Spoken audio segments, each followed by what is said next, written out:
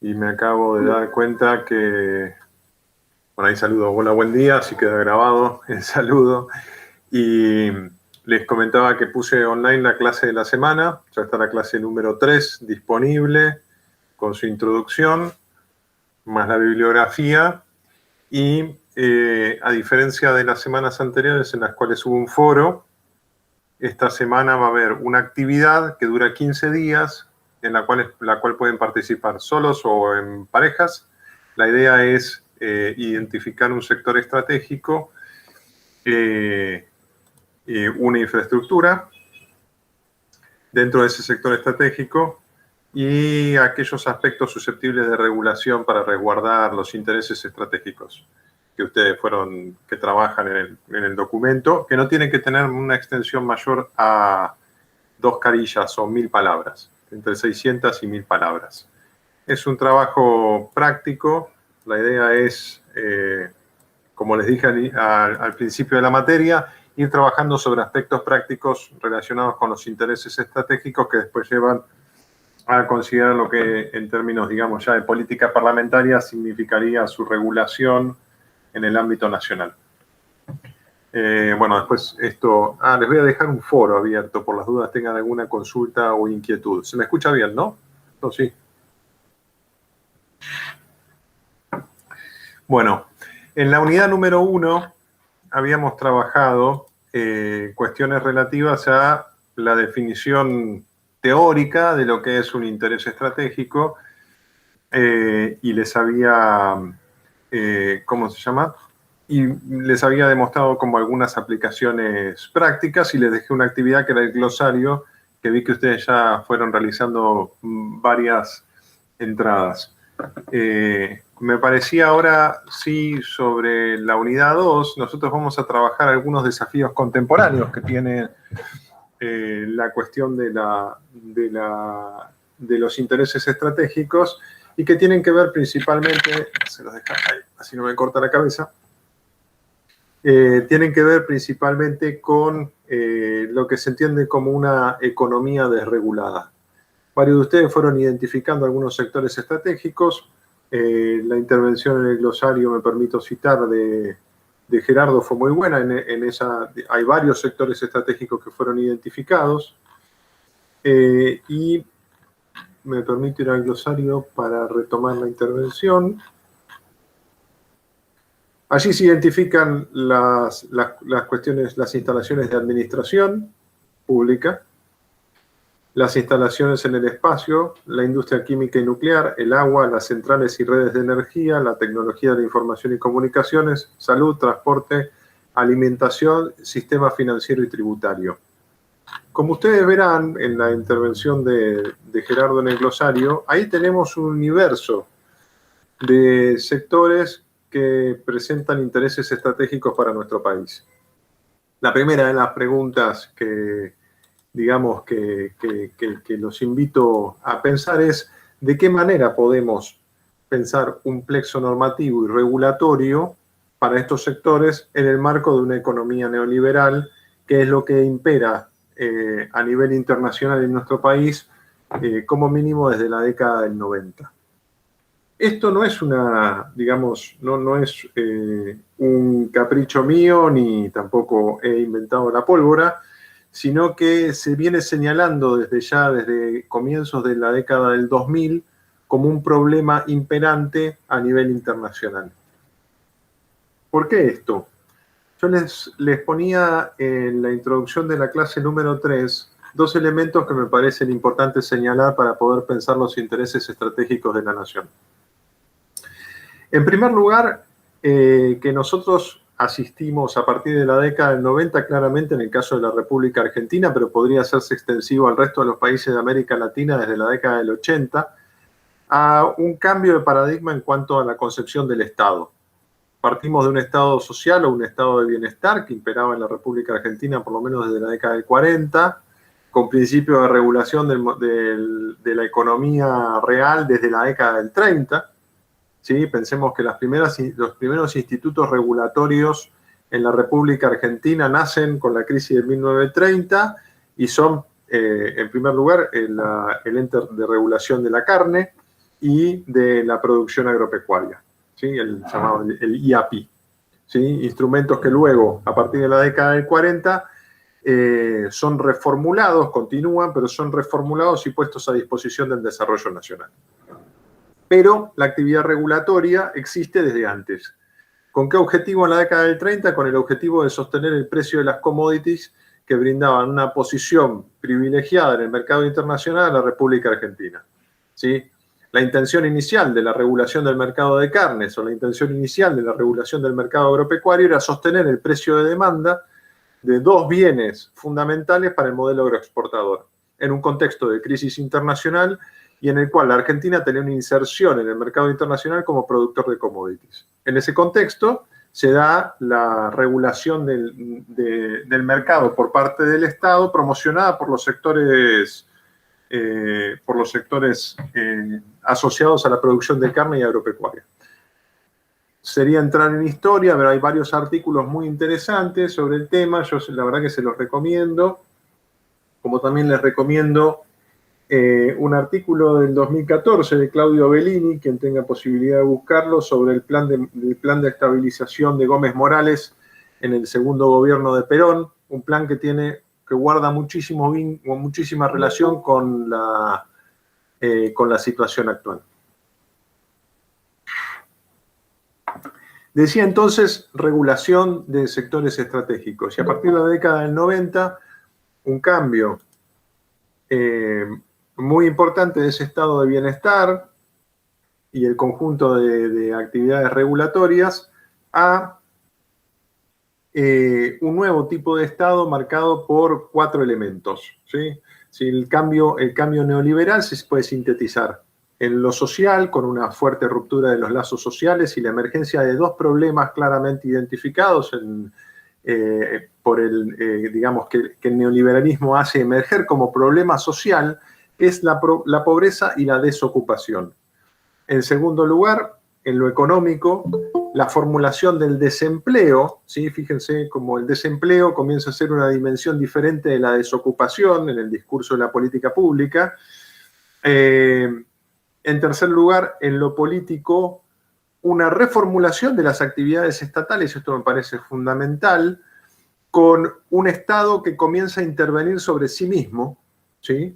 A partir de la década del 90, el Estado comienza a desarrollar capacidades de intervención sobre sí mismo. Reformulación del management, reformulación de la administración pública, ¿sí?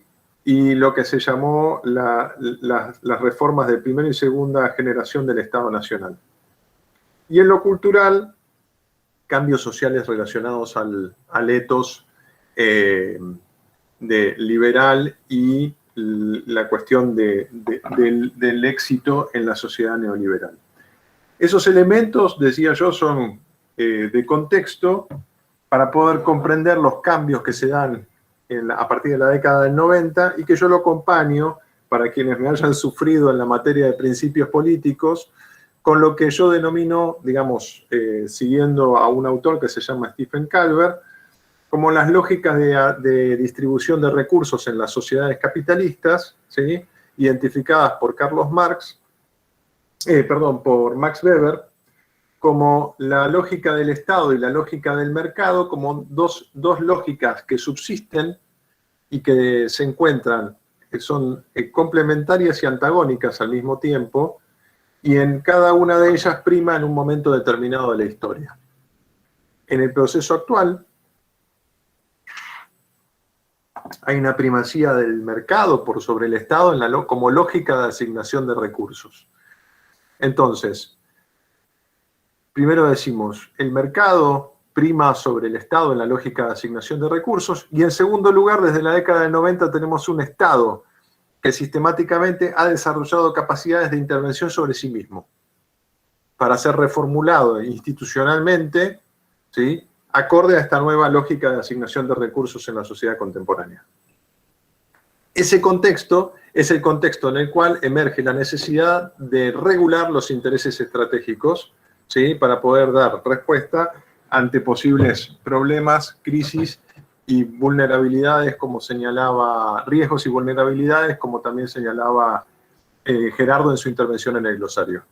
Entonces, Este marco general es el que nos abre la puerta para pensar los desafíos contemporáneos, y por eso les hablaba de la economía desregulada como una dinámica sobre la cual nosotros debemos trabajar en términos de los intereses estratégicos. En reunión anterior hablamos sobre, Jesús mencionó el litio como uno de los sectores estratégicos, creo que después hablamos sobre la cuestión de los hidrocarburos no convencionales, también mencioné, y quedaba así como flotando una cuestión, una definición general de lo que serían los sectores estratégicos.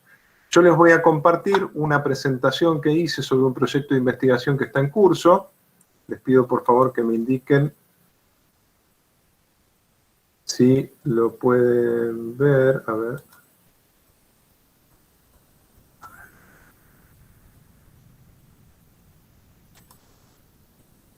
Ahora no. A ver. ¿Ahí se ve? No. Ahora sí. Sí, ahora sí. Voy a ir a modo de presentación. Bueno, este proyecto, les comento, Habría que ampliarlo, por favor. Sí, ahí amplio. A ver si voy a modo presentación. Yo ahí no los veo a ustedes. Díganme si se ve bien ahí en términos... Sí, ahora sí. ¿Ahora sí? Sí, perfecto. Bueno, buenísimo. Yo no los voy a ver a ustedes, yo voy a ir pasando las diapositivas, cualquier cosa vamos deteniéndonos. Yo los escucho, les pido por favor que abran los micrófonos y cualquier consulta me las van formulando verbalmente, por favor. Les decía, la identificación de sectores estratégicos o los intereses estratégicos, como es el título de la materia, hace referencia a aquellos sectores que son estratégicos para la política de defensa nacional y para la política nacional en su conjunto. Y en segundo lugar, lo que eso conlleva es la identificación de las infraestructuras, lo que en la doctrina nacional se denominan los objetivos de valor estratégico, y que en términos generales a nivel internacional tiende a denominarse como infraestructuras críticas. Nosotros hoy en día en la República Argentina no contamos con una definición formal en términos de la legislación nacional, ¿sí? Ley o decreto, que diga qué son las infraestructuras críticas, las defina y establezca algún tipo de curso de acción como existe en otros países. Esto, les decía, es un proyecto de investigación en curso, financiado por la Universidad de la Defensa, entre la Facultad de la Defensa Nacional y el Colegio Militar de la Nación. Cuenta con investigadores de ambas facultades, de la facultad y del Colegio Militar, y recubre aspectos de evolución sobre infraestructuras críticas a nivel contemporáneo y el estudio normativo regional como segundo elemento. Yo les voy a hacer una presentación sobre el área que me compete a mí, que es el desarrollo de las infraestructuras críticas a nivel internacional, digamos, cómo la teoría y cómo ha evolucionado la identificación desde su emergencia en la década del 90 hasta la actualidad. Fíjense aquí un primer punto, este es el índice, un primer punto que yo recién señalaba en la introducción de la clase número 3, y que me parece importante destacar. La problematización de las infraestructuras críticas surge como tal, en términos de infraestructuras críticas, quiero decirlo, digamos, hay doctrina anterior de objetivos de valor estratégico u objetivos vitales, tanto en nuestro país como en otros países, pero la noción de infraestructura crítica surge con fuerza a partir de la década del 90. Y decía yo, a partir de la década del 90 claramente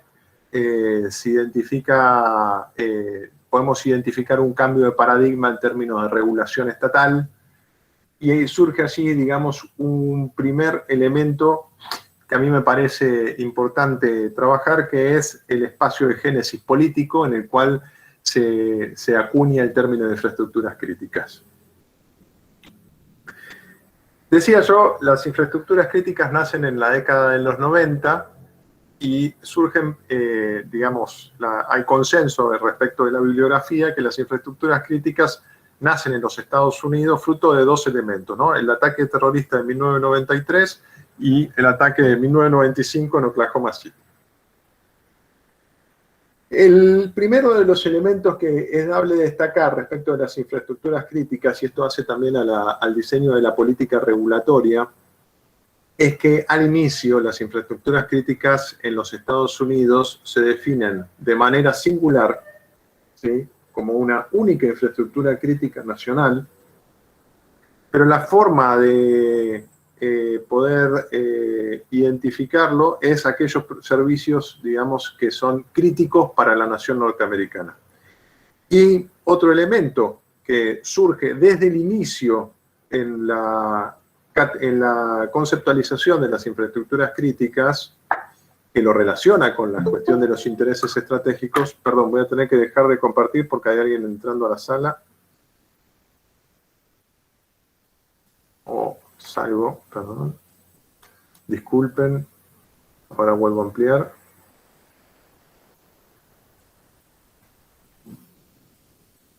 ¿Hasta aquí se va siguiendo la presentación?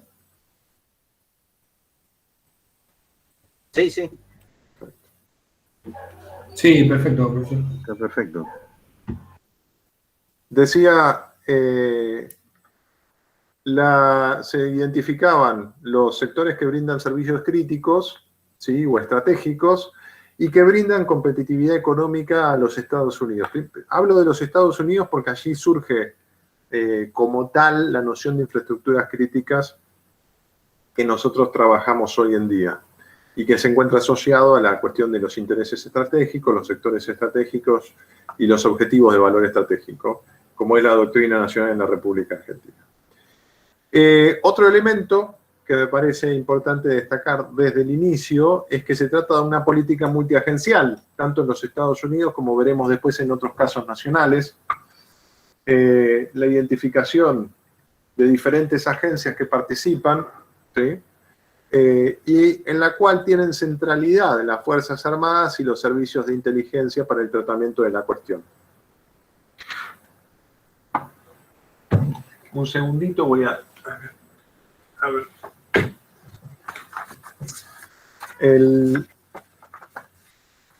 Hay un elemento que quería destacar, ¿no?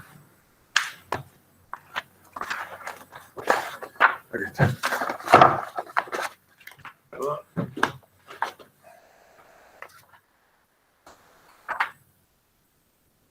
La primera, a partir decía, de los atentados del 93 y del 95, se constituye en los Estados Unidos lo que fue la Directiva 39/1995 del presidente de los Estados Unidos, que fue desclasificada en el 2007, era una directiva secreta.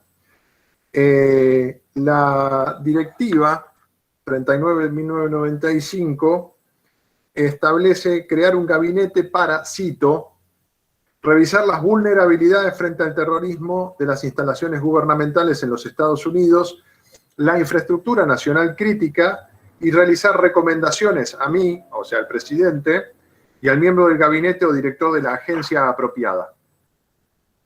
Es una directiva que se aprueba en la época de Bill Clinton. Y un poco más adelante el documento indica que la infraestructura alcanzada por un ataque terrorista, ¿sí?, deberá actuar esta comisión en conjunto con la Agencia Federal de Manejo de Emergencias, FEMA, por sus siglas en inglés. Este conjunto de esta política, ¿sí?, hay un eje puesto en las armas de destrucción masiva y la protección de agencias gubernamentales, su personal y las instalaciones. Esta primera comisión, como digo, presenta algunas particularidades.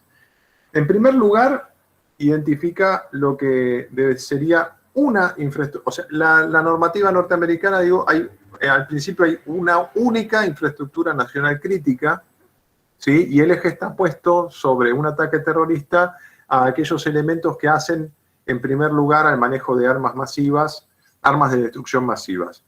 La comisión, ¿sí?, la preside un general de la Fuerza Aérea de los Estados Unidos, Robert Marsh, y a lo largo de un trabajo de 2 años, emite un documento en el cual se dan alguna serie de cambios que me interesa a mí poner sobre relieve. En primer lugar, ya se comienza a hablar de un conjunto de infraestructuras críticas que atañen la seguridad nacional, entendida como aquellos sectores que permiten a los Estados Unidos actuar en su propio interés. Cito, estoy citando. En segundo lugar, aquellas infraestructuras de bienestar público entendidas como las que proveen servicios críticos y la fortaleza económica, ¿sí?, estos elementos que estoy señalando aquí.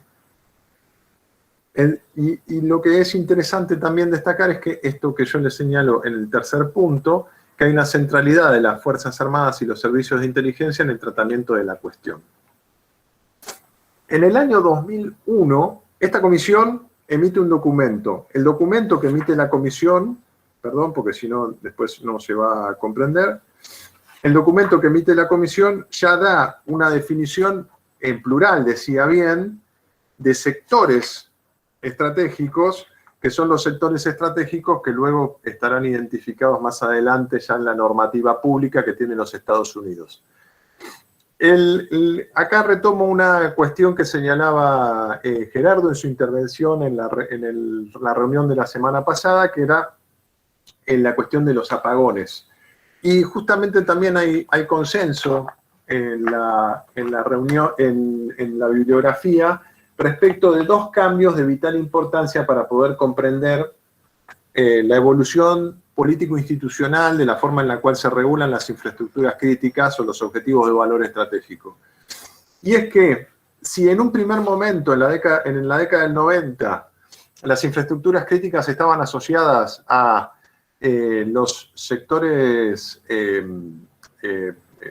al terrorismo, ¿sí?, a un posible ataque, vulnerabilidad o riesgo de un ataque terrorista, en el 2001 se da un cambio de paradigma en la forma en la cual se piensan, y es que, por un lado, sí, por supuesto, está el ataque a las Torres Gemelas, que es un claro ataque terrorista, pero en segundo lugar, la bibliografía señala que hay una toma de conciencia por parte de las autoridades públicas en los Estados Unidos que también debía darse una política de regulación, ¿sí?, y estrategias hacia infraestructuras críticas, como por ejemplo el sector energético, cuando en el año 2002, creo que es, un segundo ya les...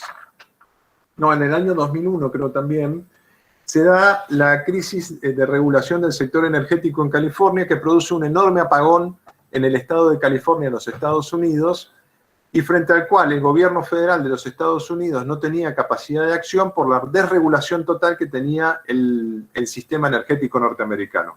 Muy similar a lo que señalaba Gerardo en la reunión anterior, que creo que algo de esto mencioné luego de su intervención.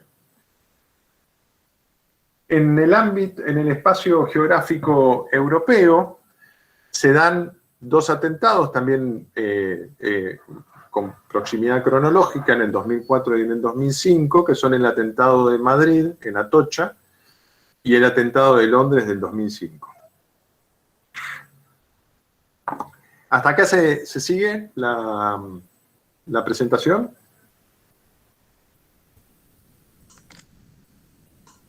Sí, sí. Perfecto. Sí, Sí, profe. Sí, profesor. Perfecto. Bueno, entonces, Una consulta, profesor. sí. ¿Quién habla? Disculpe. No veo nada. Sí, Damián. Damián, ¿cómo te va? La grabación de esto después lo sube en la plataforma, porque por ahí yo el otro día me perdí una partecita al principio y hoy también para saber bien de qué hablaron. ¿Eso? Sí, perdón, yo hoy me di cuenta que no subí la clase de la semana pasada, pero sí, hoy estoy grabando esta, ¿no? Creo que dice que está grabando. Sí, se está grabando. Sí, se está grabando. Sí, voy a subirlo, Damián, a la plataforma esto. Muchas gracias, disculpe. Sí. Entonces, decía que en el año 2001 se da un cambio de paradigma en el cual comienza a identificarse la necesidad de regulación de un sector diferente a lo que inicialmente se había identificado como únicamente alcanzado por un ataque terrorista y íntimamente relacionado con las armas de destrucción masiva y las capacidades estatales para gestión de la cosa pública. Esto lo quiero señalar con suficiente énfasis porque supone un cambio en el abordaje de la cuestión. Un cambio súper importante que tiene que ver con capacidades económicas y que no es casual que surja de vuelta, permítanme la insistencia, sobre la génesis social de los conceptos, y es que a comienzos de la década del 2000 también se da, en un clima de producción intelectual, el señalamiento por varios autores respecto de la necesidad de comenzar a pensar en términos geoeconómicos, no solamente geopolíticos, y que allí estaba el germen de un conflicto en ciernes, que hoy en día vemos claramente, respecto de la competencia económica a nivel internacional y la regulación de los flujos de capital por parte de las multinacionales en términos de los intereses corporativos y los intereses nacionales. Hecho este paréntesis, continúo con la presentación. Decía, a partir del año de la década del 2000 se da este cambio y podemos identificar algunos elementos que ya comienzan a perfilar la intervención actual que se da en términos de resguardo de las infraestructuras críticas o los objetivos de valor estratégico, como dice nuestra doctrina. Por un lado, en el mundo anglosajón, principalmente en los Estados Unidos y Gran Bretaña, y hay algunos países de la Commonwealth que también lo utilizan, la aproximación es de la lucha en términos de lucha contra el terrorismo. Digo, si bien se contemplan otros elementos, la cuestión de la lucha contra el terrorismo es uno de los principales ejes vertebradores de la política de infraestructuras críticas. En el caso de otros países, como puede ser Alemania o Canadá, se da una política mixta en la cual, digamos, se da una política multirriesgo en la cual el terrorismo pasa a ser, digamos, pasa a estar en segundo plano, y la doctrina de esos países interpreta que la aproximación que se realiza por parte de los Estados Unidos o en el mundo anglosajón relacionado con el terrorismo tiene que ver con... A ver, un segundo que tengo que admitir a alguien. Perfecto. Ahora vuelvo a compartir.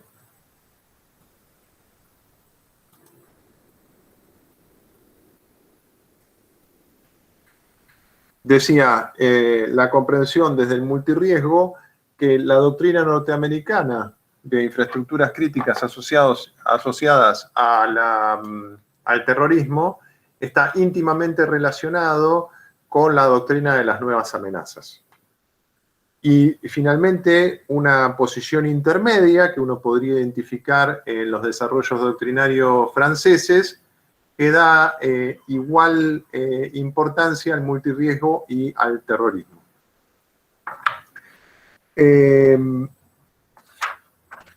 Decía yo,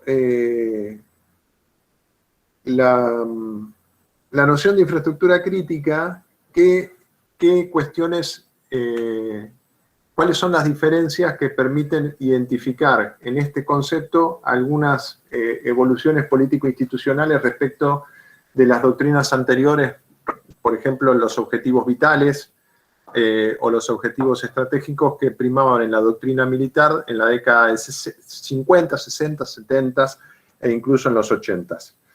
En primer lugar, que la noción de infraestructura crítica está íntimamente relacionada a la cuestión del terrorismo como una cuestión de seguridad para la infraestructura crítica. En segundo lugar, otro desarrollo contemporáneo, ¿sí?, muy íntimamente relacionado a las infraestructuras críticas, tiene que ver con la identificación de sistemas de información que son susceptibles de tener vulnerabilidades propias y que ponen de manifiesto riesgos asociados a las infraestructuras críticas por su interconexión.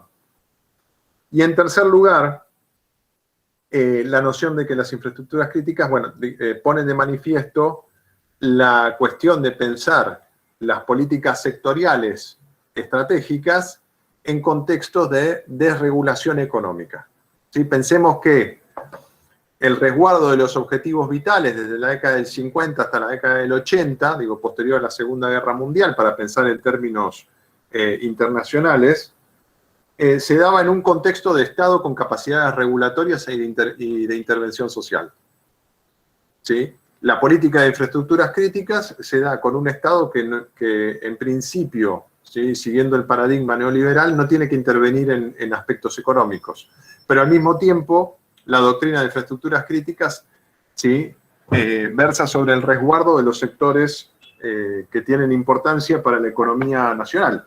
Entonces allí hay un problema inherente al tratamiento de las infraestructuras críticas. A ver, vamos a pasar. Esto es justamente lo que mencionaba recién y que en principio da, como podemos ver, ¿sí?, la necesidad de coordinación, es uno de los aspectos que está en la actividad para las próximas 2 semanas, la necesidad de identificar los actores públicos y privados que intervienen en un sector estratégico para poder coordinar políticas de defensa o políticas de resguardo de las infraestructuras críticas o de las infraestructuras asociadas a los sectores estratégicos. Esta cuestión me parece fundamental porque es algo que en principio no se pone de manifiesto cuando uno piensa en términos de intereses estratégicos, pero a la hora de producir una acción concreta de regulación, uno debe comenzar a contemplarlo.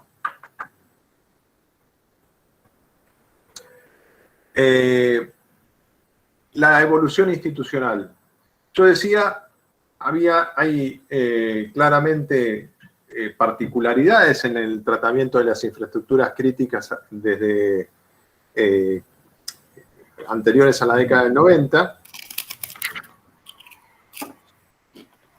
Y uno de ellos tiene que ver con, como decía en la filmina anterior, la vulnerabilidad de los sistemas de información asociados a las infraestructuras críticas. Esto da esto se ha visto reflejado en la forma en la cual se trata institucionalmente el conjunto de infraestructuras críticas. Y insisto sobre el punto, ¿no? Digo, hablo de infraestructuras críticas porque las infraestructuras críticas surgen de la identificación de los sectores estratégicos para la economía. No solamente en el caso de Estados Unidos, que es el que tiene, digamos, como el dispositivo político institucional más desarrollado, sino en el resto de los países también. Entonces, decía en Estados Unidos, en la década del 90 partimos de la identificación de una única infraestructura nacional crítica asociada al manejo de las armas de destrucción masiva y las capacidades estatales para garantizar frente a un ataque externo en territorio norteamericano el gobierno de la cosa pública, en la década del 2000, la creación de la CISA, la Agencia de Ciberseguridad y Seguridad de Infraestructuras, ¿sí?, que identifica ya 16 sectores. ¿Cuáles son los 16 sectores? Me permito leer.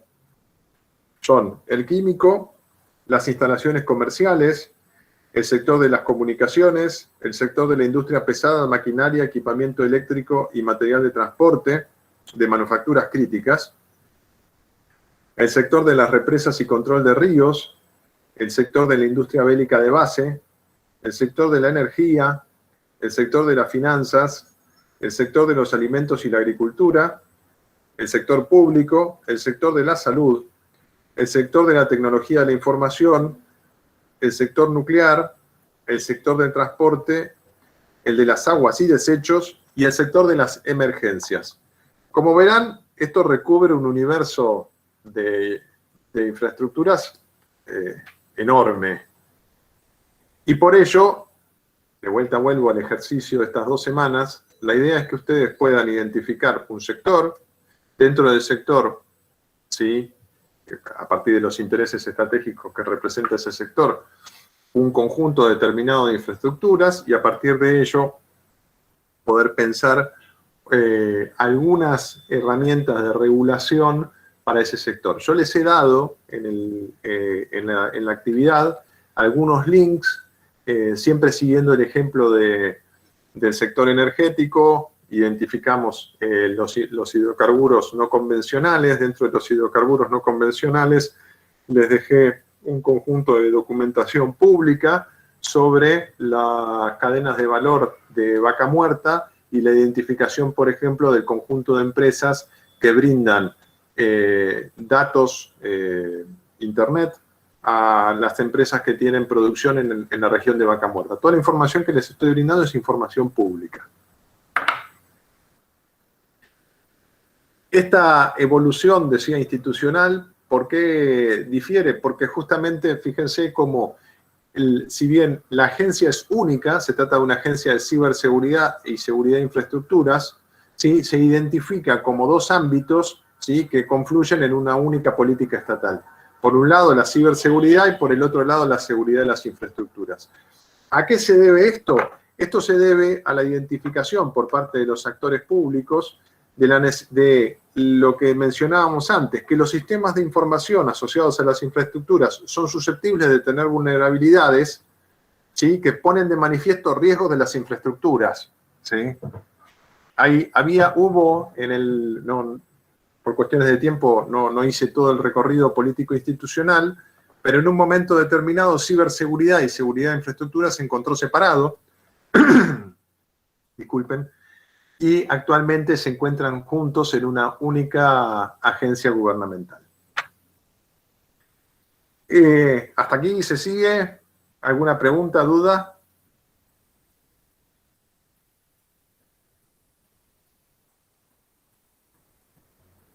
No los veo. Sí.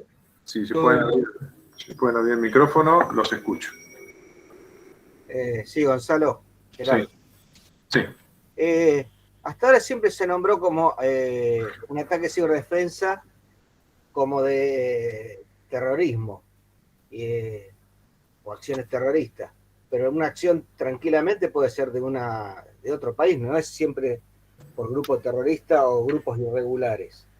De hecho que, por ejemplo, China genera por día un montón de ataques cibernéticos, pero más que paralizar países, lo que está haciendo es inteligencia, tratar de robar información para sus desarrollos tecnológicos o acelerar su proceso. Exactamente, Gerardo. Gracias por la intervención, porque eso es uno de los puntos que también suponen una evolución político-institucional en términos de tratamiento de las infraestructuras críticas.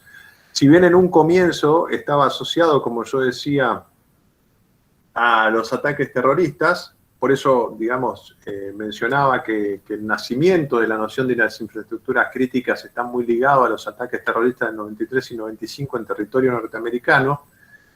Posteriormente, lo que da cuenta la evolución normativa y político-institucional es de lo que acaba de señalar Gerardo, que es la aproximación que se está dando actualmente, en particular en territorio europeo, ¿sí?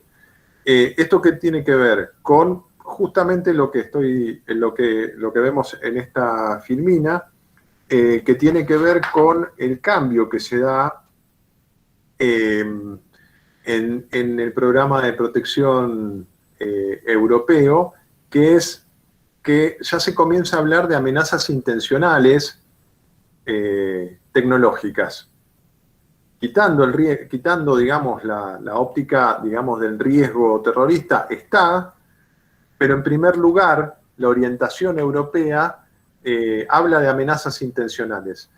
¿Cuál es el motivo por el cual se cambia la óptica? Precisamente lo que estaba señalando Gerardo, que si bien en un inicio se identificaba la protección de la infraestructura crítica asociada a la amenaza terrorista, hay una vuelta de tuerca respecto de la protección de las infraestructuras críticas, en la cual se rescata los desarrollos normativos y político-institucionales anteriores a la década del 90, que son posteriores a la Segunda Guerra Mundial, en la cual se comienza a hablar de una amenaza intencional que puede estar dada por actores estatales también, ¿sí? Entonces, la protección de las infraestructuras no solo obedece al riesgo de una amenaza terrorista.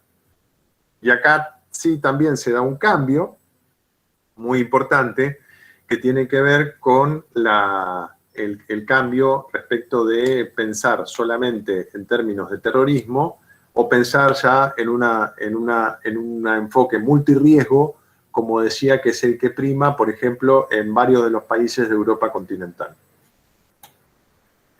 No sé si esto va un poco con tu inquietud, Gerardo. Sí, está bien, perfecto. Y a ello le puedo sumar, ¿sí? No, lamentablemente hay cosas que les voy leyendo que no se las puedo mostrar porque forma parte de un artículo que voy a mandar a prensa, que es el primer avance de la investigación, pero hay una identificación por parte de la bibliografía respecto de una mutación también en la forma de contemplar los sectores estratégicos.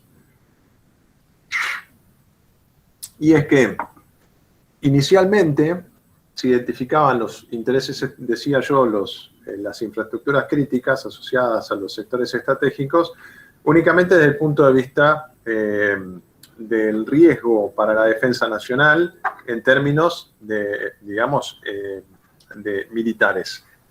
Actualmente, la clasificación de las infraestructuras críticas tiene que ver con el tipo de objetivo que significa esa infraestructura.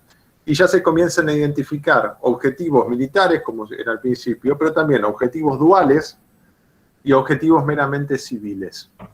Entonces, la política de defensa o de resguardo de las infraestructuras críticas ante riesgos fruto de vulnerabilidades empieza a dar cuenta de esta clasificación en tipos de objetivos. A los 16 sectores, perdón, una breve digregación, una breve aclaración, es a los 16 sectores que yo mencioné antes en los Estados Unidos, más los sectores, digamos, no voy a desarrollar porque cada país tiene diferentes sectores identificados, se da podemos dar una clasificación global que nos permita sistematizar estos sectores. Yo se las propongo, paso a señalarla, es un primer sector en el que priman los objetivos de naturaleza civil principalmente, es el sector de la salud y la alimentación. ¿Sí? Varios países, digamos, todos los países, bueno, Estados Unidos, los países de la égida de la OTAN, Rusia y China identifican ese gran sector, los servicios de salud, de emergencia, de alimentación, de agricultura y de abastecimiento de agua. Un segundo sector es el sector del gobierno, en el cual está, digamos, todo el gobierno en sus diferentes niveles, se identifican varios países. Un tercer sector que es el de las TICs. Un cuarto sector es el de la energía, con todos sus desagregados. Un quinto sector es el sistema financiero. Un sexto sector es el del transporte. Un séptimo es el de la industria. Allí hay diferenciación claramente entre los países respecto de qué tipo de industria contemplar como estratégica. Y un séptimo, perdón, 1, 2, 3, 4, 5, 6. Y un octavo sector es el de la defensa y la seguridad. Partimos de los primeros que son claramente civiles, ¿sí? Eventualmente algunos duales, para llegar a los últimos que son los militares. Esto da, si uno lo presenta, una matriz que, bueno, espero poder publicarlo pronto para poder compartirlo con ustedes. Decía, el programa europeo comienza a identificar esto que señala Gerardo en su intervención muy justamente, que si bien la amenaza terrorista existe, digamos, de lo que se debe dar cuenta son de aquellas amenazas que son intencionales, que no obligatoriamente son amenazas terroristas, pero sí pueden producir un riesgo asociado a las vulnerabilidades. Ahí, perdón, Jesús levantó la mano hace un rato largo, Gonzalo. Es que no veo. Yo les pido por favor que hablen en el micrófono porque no veo, yo no los veo a ustedes. Yo no sé si ustedes me ven a mí. Jesús hace rato que quiere hacer una consulta. Sí, Jesús. Sí, ¿me escucha, profesor? Sí, perfectamente. Sí, el problema de lo que nos está exponiendo usted también se da en América Latina, en el caso del Amazonas, profesor. En el caso del Amazonas, nosotros en Perú hay problemas con narcotráfico, también hay problemas de terrorismo, porque ahí se junta el BRAE, donde para controlarlo hemos hecho un convenio con Brasil, para Ajá. controlar toda la Amazonía. Sé que hay problemas económicos, sociales, toca toda una infraestructura crítica a nivel no solamente Brasil y Perú, sino también entre todos los países del UNASUR. Como 7, 9 países que también tienen el mismo problema, el problema del Amazonas. Eso lo debería aportar. Gracias. Gracias, Jesús. Acá en el caso, los casos estos que les traje son como los últimos avances que hay en términos de reformulación política respecto de las infraestructuras. Acá vamos a hacer algunos casos nacionales y voy a ir avanzando porque pensé que era más temprano, discúlpenme, que tienen que ver con regulaciones estatales que se están dando en el último tiempo. El primero de los casos que les quería presentar es el caso alemán, ¿sí? El caso alemán es un caso muy interesante porque justamente va en línea con lo que acaba de señalar Gerardo en su intervención, y es la identificación de la necesidad de resguardar ciertas infraestructuras críticas, no ya tanto en términos de las amenazas terroristas, como sí en términos de posibles intencionales intervenciones por parte de actores externos para obtener una ventaja económica. Y acá comienza uno de los puntos principales sobre los cuales se da a partir del 2015, incipientemente, pero con mucha fuerza a partir del 2018, ¿sí? Un cambio en la forma en la cual se piensan las infraestructuras críticas a nivel internacional. Decía yo la economía. Uno de los puntos que se puso sobre relieve con la pandemia, ¿sí? Tiene que ver con la necesidad de resguardar la información que es sensible para los sectores económicos de punta, por ejemplo en el caso alemán, que permiten una ventaja comparativa en términos internacionales. Por ejemplo, yo lo que les cito allí es en el año 2018, esperen que busco acá, sí, en el año 2018 y 2019, no, 2019, perdón, y 2020, los bancos caja de ahorro pidieron ser considerados por el gobierno federal alemán como una infraestructura crítica, la red de bancos de caja de ahorro. ¿Por qué esto? Porque la red de bancos de caja de ahorro en Alemania es el sistema de bancarización de, no me acuerdo si es el 60 o el 70% de la población alemana. ¿Sí? Es un tipo de banco asociativo, son bancos muy chiquitos, algunos, que están presentes en todo el territorio federal alemán y que son generalmente los sectores que brindan el sistema de bancarización para cobro de haberes y esas cuestiones. Y el segundo sector que pidió expresamente ser incluido como infraestructura crítica es la Asociación Federal de Procesamiento y Reciclado de Acero. ¿Cuál es la particularidad? Que son entidades privadas o público-privadas, ¿sí? Entidades privadas de derecho público, que solicitan al gobierno federal alemán ser considerados como infraestructura crítica, si bien la normativa anteriormente no los consideraba. ¿Y por qué se da esto? Justamente porque acá comenzamos a señalar de vuelta uno de los puntos que yo hice hincapié al principio de la clase, que tiene que ver con que a partir de la década del 90, con la imposición del modelo neoliberal a nivel internacional, ¿sí? Y la primacía del mercado como lógica de asignación de recursos en las sociedades actualmente, lo que se da es un desarrollo cada vez más importante de los sectores privados, ¿sí? y cómo la importancia de la regulación económica comienza a adquirir relevancia cuando estos sectores son identificados como críticos para las economías nacionales. Otra cuestión interesante en el caso alemán tiene que ver con que el Ministerio de Economía y Energía, ¿sí?, alemán, comenzó a brindar soluciones de seguridad de información para las pymes de desarrollo tecnológico.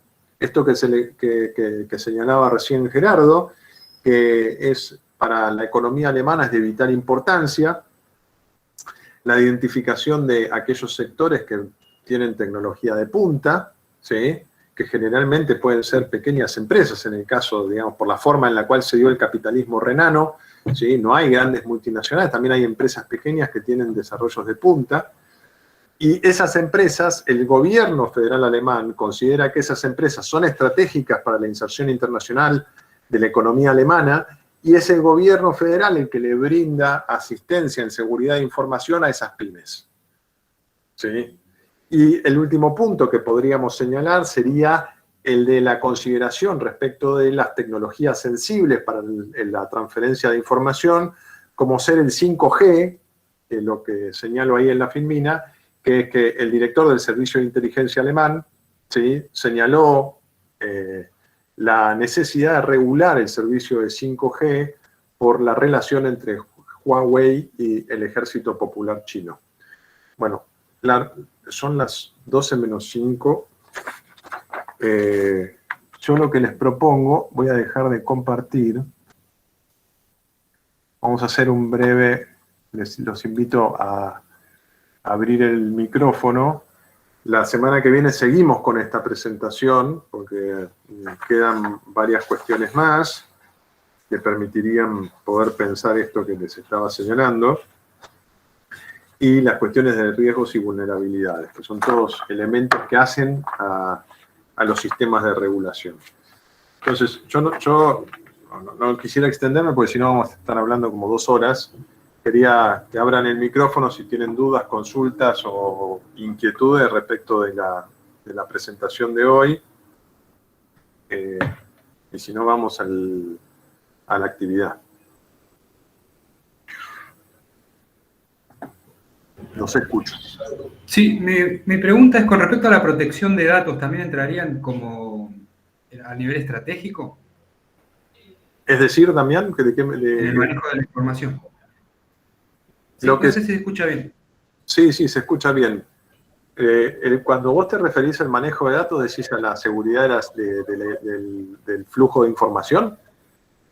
Exacto, sí. Sí, lo que se identifica a nivel internacional como crítico es justamente por dos elementos. Uno, los flujos de información, y dos, los elementos, el físico, que permite la transferencia de información.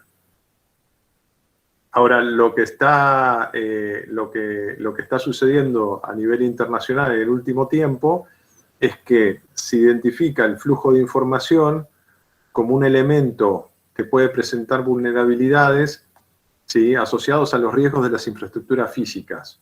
Y quiero que esto se comprenda. Esto es un elemento que hace a la evolución político-institucional de los últimos 10 años, que es de considerarlo por separado el flujo de la información como crítico, a considerarlo en conjunto con la infraestructura. Es decir, el flujo de la información hace a la vulnerabilidad de la infraestructura que uno identifique, que puede ser, digamos, X infraestructura, energética, industrial, de gestión gubernamental, alimenticia, ¿sí? Porque justamente los flujos de información dados por la revolución de las tecnologías de la información hacen que aparezcan nuevas vulnerabilidades y nuevos riesgos en infraestructuras que ya existían. Eso es, digamos, lo que está asociado a un cambio en la forma de pensar lo que antes eran los objetivos vitales, ¿sí?, o las infraestructuras vitales, en doctrina a partir de la Segunda Guerra Mundial.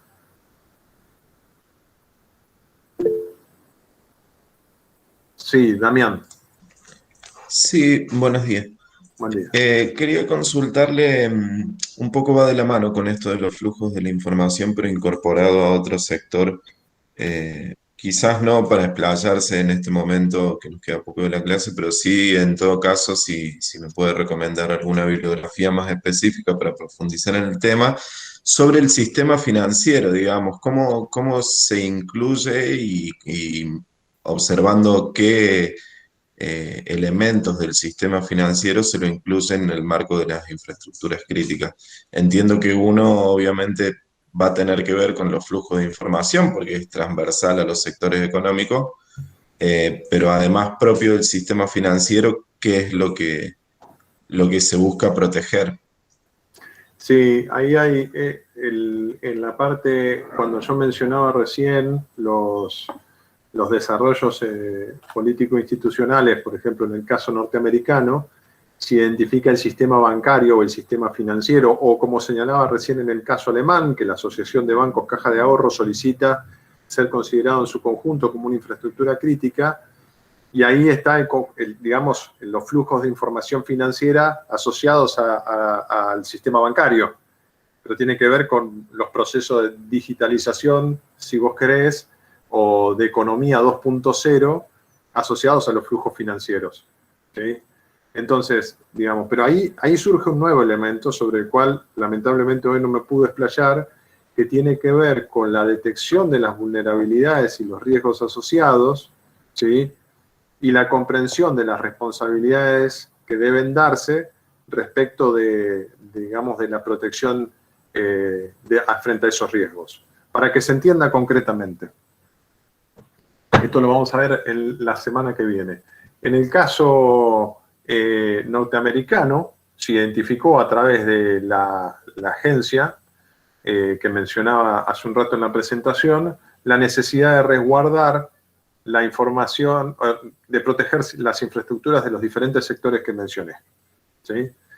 Ahora, la legislación norteamericana, y esto ha sido un problema también digamos, en los otros países estudiados, no ha asociado recursos, ¿sí? Ni ha generado responsabilidades claras respecto de qué proteger, para qué y con qué recursos. Lo que se ha avanzado es en un proceso de identificación un tanto caótico respecto de cuáles son las infraestructuras críticas a proteger, ¿sí? En estos casos, puntualmente, digo, o sea, por ejemplo, cuando no está regulado el sistema de transporte. No hay una clara identificación del sistema de transporte, cuáles son, por ejemplo, nosotros podríamos pensar que, en términos de flujo de información asociados al sistema de transporte, un ataque sobre la red de información de la SUBE podría paralizar el sistema de transporte metropolitano. ¿Sí? Porque no habría forma de cobrar, porque no se sabrían los saldos, digo, también se podría sacar dinero de allí y todo eso. Ahora, cuando uno contempla cuáles son los actores que deben otorgar fondos para el proceso de protección de esa información sensible, ¿sí? Hay costos asociados a la protección de las infraestructuras. Hay diferentes modelos, ¿sí? Que se han puesto en práctica para subvenir a esos costos. Por ejemplo, el sistema francés, originalmente, ya desde la década del 50, establece que los costos asociados a la protección de los objetivos vitales corren por cuenta de los operadores privados. En el caso argentino no tenemos definición de infraestructura crítica, pero por ejemplo en el caso norteamericano no hay una definición clara de quién tiene que costear las medidas de seguridad o los planes de seguridad asociados. Esto es un problema contemporáneo, digo, o sea, por ejemplo, en la última directiva de protección de infraestructuras críticas o de objetivos vitales, como en el caso suizo, Suiza tiene un modelo muy interesante. Hay ya la necesidad, dice el documento, la necesidad de establecer cuáles son los recursos financieros, humanos y materiales asociados a las políticas de protección para poder dar respuesta a los riesgos y vulnerabilidades asociados a las infraestructuras críticas.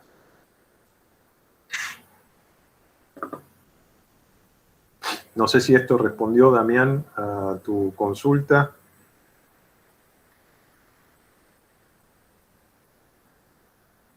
Sí, profesor, gracias.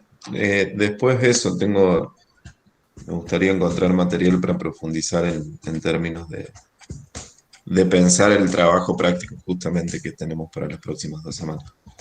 Yo les he dejado en la plataforma, si ustedes lo pueden, después lo ven, algunos trabajos de CEPAL, de identificación de sectores, ¿sí?, económicos en América Latina, el del agua, el de transporte, les dejé, el de flujos de capital, pensando en los sistemas financieros que mencionaba recién Damián, y después les dejé información en el cuerpo de la consigna, información sobre vaca muerta, como les mencionaba, con datos públicos respecto de quiénes serían los actores, quiénes son los actores que actualmente brindan, por ejemplo, datos, y tienen otros más. Están las empresas de explotación, las empresas de servicio.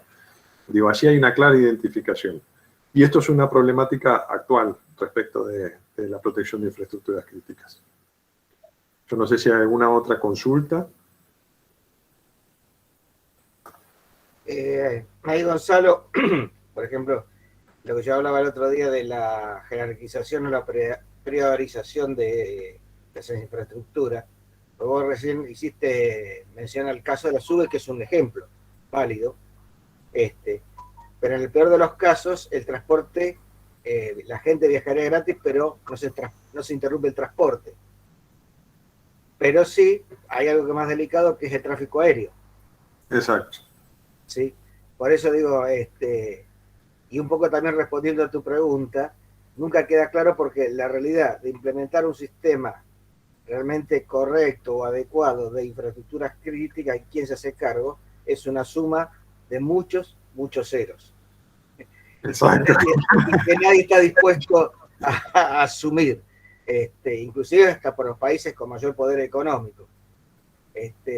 Por eso son las lagunas o las zonas grises, desde los países más importantes con mayor tecnología hasta los más débiles, que siguen teniendo problemas, porque nadie termina de hacerse cargo de quién lo tiene que pagar. Exacto. Todo es muy lindo, todos escriben lindos documentos, hasta que el momento cuando dicen, bueno, ¿y esto quién pone el dinero? Y ahí se acaban todas las excelentes ideas. Ahí, siguiendo la intervención de Gerardo, que la verdad que abre la puerta a un elemento que nosotros, digamos, les voy a presentar la semana que viene, y es que algunos países han buscado responder a esta inquietud que menciona Gerardo, justamente porque los recursos son finitos a la hora de proteger las infraestructuras y debe jerarquizarse y priorizarse qué infraestructuras se van a proteger por sobre otras. Y en eso, por ejemplo, en el caso francés, se ha publicado en el 2019 un decreto presidencial que establece una forma de evaluación de las infraestructuras críticas o los objetivos vitales, dice la doctrina militar francesa. Y en el caso ruso también se ha formulado una matriz de identificación de objetivos claves y estratégicos. ¿Sí? ¿Cómo se dan esos dos casos? El caso suizo también no es tan cuantitativo. Los otros dos casos son claramente cuantitativos. Se dan índices de evaluación en función de la valorización económica y los sectores económicos asociados, o de qué manera esas infraestructuras tienen un valor económico asociado en términos de producción. Eso, si quieren, la semana que viene yo les presento alguna de esas matrices, que son, bueno, nada, elementos que se están trabajando en el marco del proyecto de investigación. Pero sí, como dice Gerardo, si nadie pone plata, esto es un montón de lindos textos. Y no sé si lindos. No, los temas suenan bárbaros. El problema es que todo se termina, hasta para los países más importantes, cuando llega el momento de poner los billetes, se acaban todos los planes. Esto es como en la vida, como en la guerra. Todo plan termina con el primer disparo. Sí. Exactamente. Bueno, si no hay más dudas o consultas, voy a frenar la grabación.